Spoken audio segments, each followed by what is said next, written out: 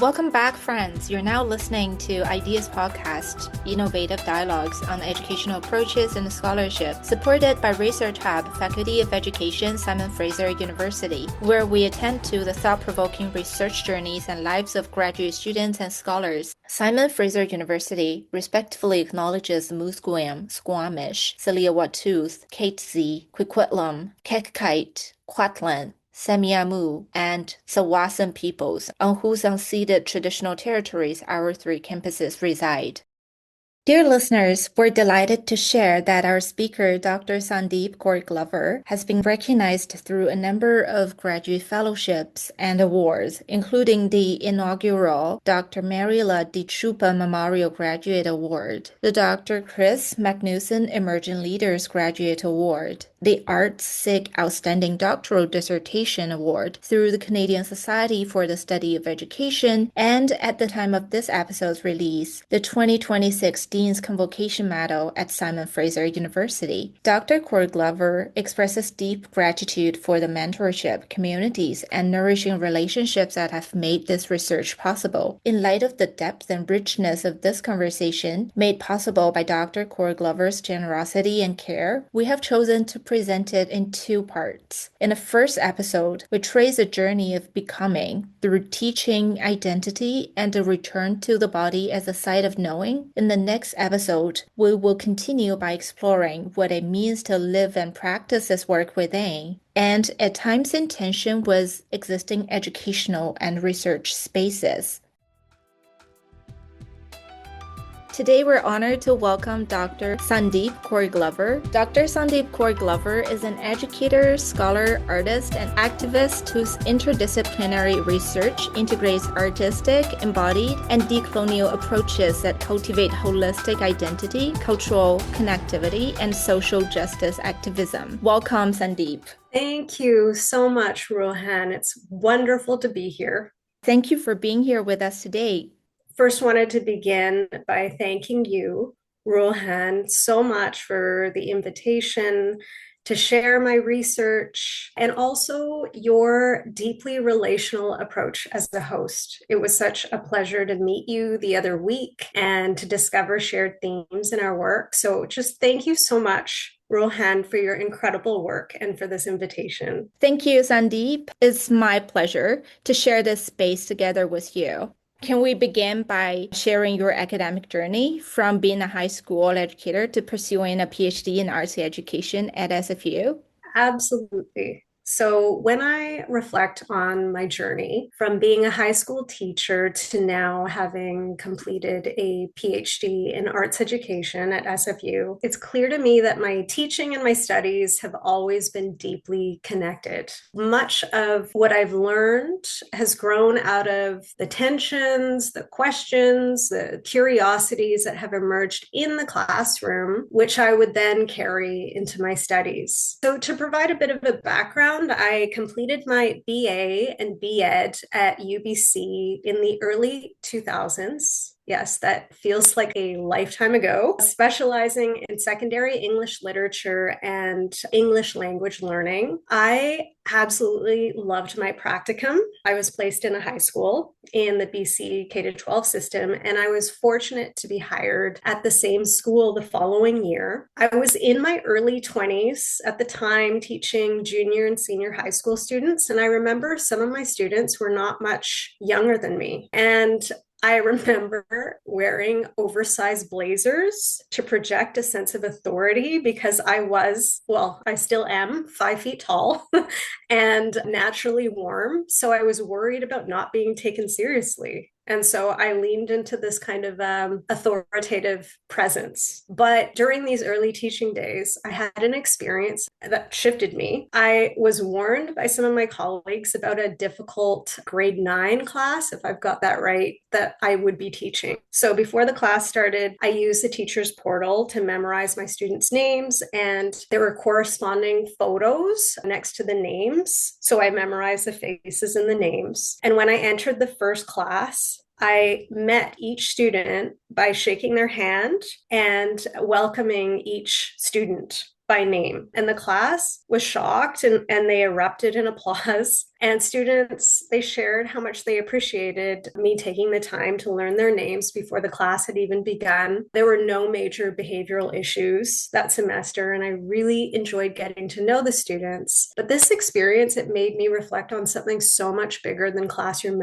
management. It sparked my curiosity about relationships and relationality. And I started to ask myself questions about what happens when students really feel seen and heard. What happens when you take the time to learn their names and pronounce them properly? What happens when you don't put on a persona but show up as a human being? And over the next 2 decades, I then taught ELL in Kyoto, Japan, and I worked in an international high school in BC, and then in another BC school district for about 15 years. And time again, I kept returning to these sort of relational questions about identity, culture, community, and belonging. And I found that when I showed up as a human being in my vulnerability and created spaces for students to connect with their own authentic voices, learning just became much more meaningful and I'd say more alive. They weren't just engaging with the curriculum, they were deepening their understandings of themselves. And as our relationships grew stronger and more students over the years, I noticed started visiting me outside of class time just to discuss their lives and the ups and downs of life, especially teenage life. Some of my colleagues encouraged me to go into counseling. And so I wanted to better support student well-being and returned to UBC, this time very pregnant with my second baby. And I remember waddling across campus and I completed a diploma in education and guidance studies that was grounded in school-based counseling and guidance. And I really valued learning about these counseling approaches, which were rooted in Western frameworks. But over time, I wanted to learn more about Eastern approaches to well-being, which led me to the wonderful Master's in Contemplative Inquiry program at SFU in education, and that was in 2015. And then during my master's, I was introduced to Dr. Celeste Nazelli Snoper and her bold proclamation that the body is a site of knowledge and wisdom. And this introduction to the body and it being framed that way just shifted everything for me. It helped me understand how my dance practice was so much more than a hobby. And by the end of my master's, I knew I had to keep going. I was not ready to finish school. So I wanted to deepen my understanding of embodiment, which led me to pursue a PhD in arts education. And I've been so grateful for my transformative graduate journey with so many incredible mentors, including Dr. Snoper, who then became my doctoral supervisor. And I successfully defended my dissertation in December. And now I'm just so thrilled to be working as a sessional instructor at SFU. Thank you for sharing those meaningful stories as you continue to grow into such a thoughtful educator and human being, Sandeep. And building on this, I'm curious, how have your lived experiences as a Punjabi Sikh Canadian shaped your path within education and research? Thank you. Thank you so much for your kind comments and also your warmth as well. It's so encouraging. Such a great question that you're asking about how my lived experiences as a Punjabi Sikh Canadian have shaped my path. It's interesting because I didn't really deeply reflect on this until my PhD. I'd like to share a really pivotal moment that I've written about in some of my publications when Dr. Vicky Kelly, professor in the education program and Indigenous scholar, of Anishinaabe and Métis descent. It was in one of my classes, and by this time I had gotten to know Dr. Vicky Kelly, and she noticed, this was near the beginning of the class, that I went by Shauna, and she was looking at the class roster and noticed that my birth name was Sandeep. The way Dr. Vicky Kelly looked at me, she asked me, and held me kind of in her gaze and said, "Are you ready to go by Sandeep?" And usually in the past, I had said no because I didn't want to be different, throughout so many years of schooling. But my body just said yes. And I was sort of astonished by the yes that came out of my mouth. And she then invited me during the course to explore the meaning of my name in connection to my culture and ancestry. And this moment, I didn't know it at the time, but this moment shifted my entire research trajectory. And at first, this invitation was rather unsettling. Like, I grew up in a predominantly white society. I became aware of my difference and internalized it as a flaw. And I was really confused by being different. And I remember one day, I would think I was in kindergarten, and I was walking to school with my dad, and I looked up at my dad and I said, Dad, why am I different? Why am I brown? And my beloved late father, I'll never forget what he said.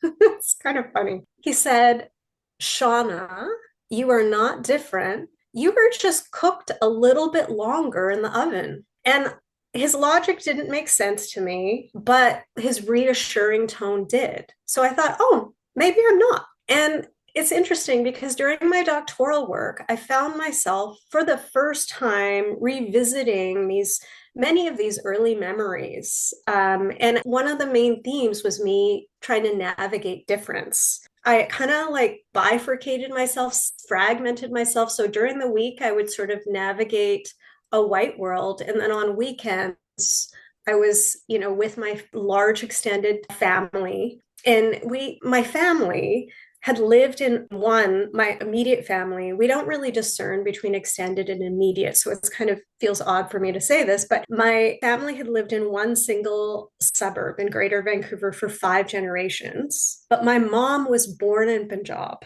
And we practiced, Punjabi Sikh traditions, went to the Gurdwara. I learned early on that learning was relational and in community and often in the outdoors. I spent a lot of time with my dad and my Babaji outdoors. So when I did my doctoral research, it really helped me understand how my cultural identity had always been part of my life, and as well as my teaching. I remember reflecting on one of my first years of teaching. I was teaching I think it was Communications 12, and it was a class where many of the students were at risk of not graduating. And students did not show up to my class. And I went home and I cried to my mom. I said, Mom, I don't know how to teach a class when I've not met my students.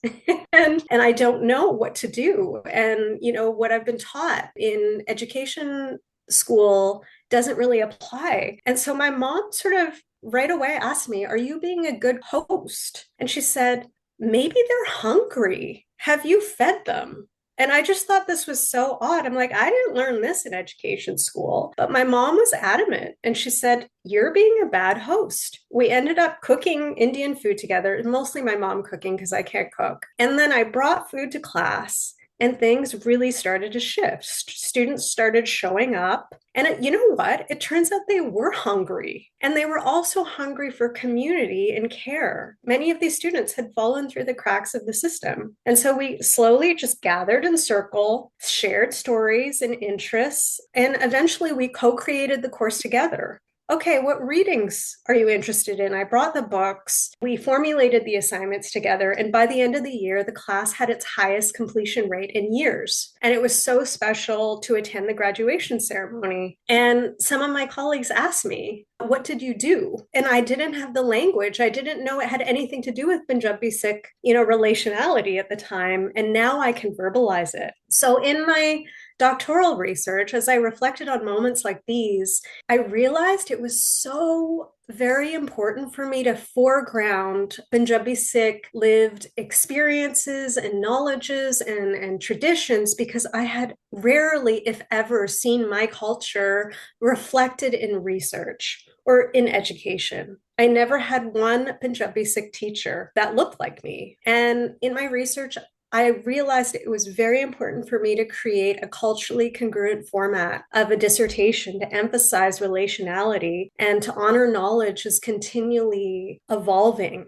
And the word Sikh comes from the Punjabi verb sikhna, which means to learn. And so in this way, I really wanted to emphasize in my research and through a research format that learning was fluid and relational and continual.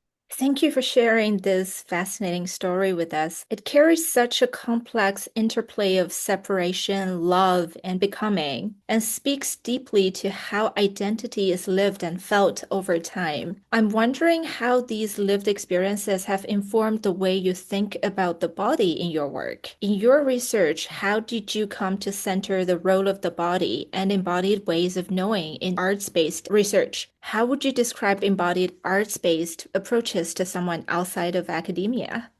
Thank you so much, Ruhan. What a beautiful transition, and thank you for your comments again. So, when I must credit Dr. Celeste Nazelli Snowber, and when she first named the body as a site of knowledge and wisdom during my graduate studies, it was in my master's when she first introduced me to this, I began to reconsider what my daily dance practice meant to me. And I mentioned dance in the context of your question because dance has always been something I love. It's one of my first loves. It's something that's always made sense to me, even before I could walk. But because my formal schooling was steeped in cognitive centered ways of knowing, I internalized the idea that the body and that embodied artistic practices were simply hobbies and not necessarily legitimate, or maybe legitimate's not the right word, serious ways of knowing and learning. And I remember the moment Dr. Snowber spoke about embodiment as a way of living and learning and inquiring, not just through the body, but through it's a holistic way of living and learning through the mind, heart, body, and spirit. And I still feel the goosebumps of awareness surfacing on my skin in this very moment. And I became, these goosebumps, they're sort of like it's resonance, but it guides my curiosity. And I became curious. What does dancing mean in my life? Why have I always seen it as just a hobby? And then through my doctoral studies, I was able to kind of reflect on these early school memories and early childhood memories where I often felt small coming home from school. And I would dance to sort of uncoil, I guess you could say, from the weight of the day and to access the truth that my body was much larger than how others perceived it. And I still do this every morning. I dance to feel agency, the contractions in my muscles, the largeness of my body, to feel the truth of my existence and to witness myself, because we're not always witnessed in certain ways by others. And on the days, in those early days, I remember when my dad would arrive home and I'd hear and feel the thud of his steel toe boots after he would be belittled by white bosses at the lumber mill. I would go to my room and I'd dance even more fiercely. But I didn't understand that dance was something so important to me because of mind body distinctions that were prevalent in schooling. So, through embodied explorations, I came to understand dance and embodied art space practices of writing from the body, as Dr. Snowber talks about, and poeticizing and dancing as generative forms of inquiry, ways of making sense of my lived experience, and ways of finding a sense of home in my body when I didn't always feel a sense of home in the external world. And when I speak about embodied ways of knowing, I'm talking about the reality that our bodies are always speaking to us, but often we're not always listening. We all have a gut sense. Our breath always is telling us a story. And if we listen to our bodies, the states of ease and flow and constriction and these subtleties, we can listen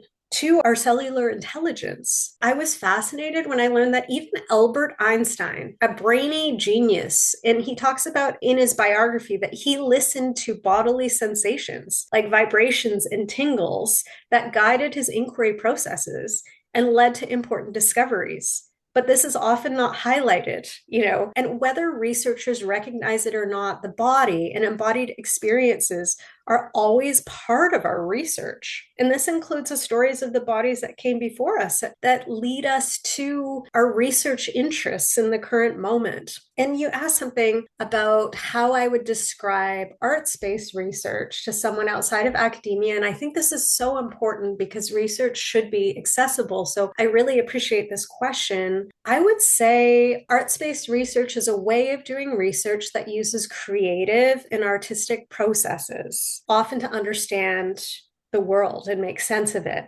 So my work aligns most closely with what some scholars have described as art as research, where my artistic practices are not separate from inquiry, but integral to the inquiry process. So as I research, for example, I ask myself about arising sensations or arising questions or curiosities or uncertainties. And I ask myself, what is my breath telling me? What does the arrival of goosebumps tell me? And the arts, I've noticed, permeate the pores of my research, from my very morning dance practice to poeticizing through the body to analyzing data through performative inquiry based on Dr. Lynn Fell's scholarship and creative representations of knowledge, such as video narratives, embodied love letters, and poetry throughout my dissertation. The term embodied art-based research came up because I'm privileging the body in knowledge-making processes and highlighting how arts-based approaches expansively embrace multiple ways of knowing that are sensory, for example, kinesthetic, pre-verbal, and relational. Thank you for sharing that. It's actually striking how that moment of encountering embodied practice felt less like something new, but more like returning to something long known, as you describe it as going home, but not always recognized.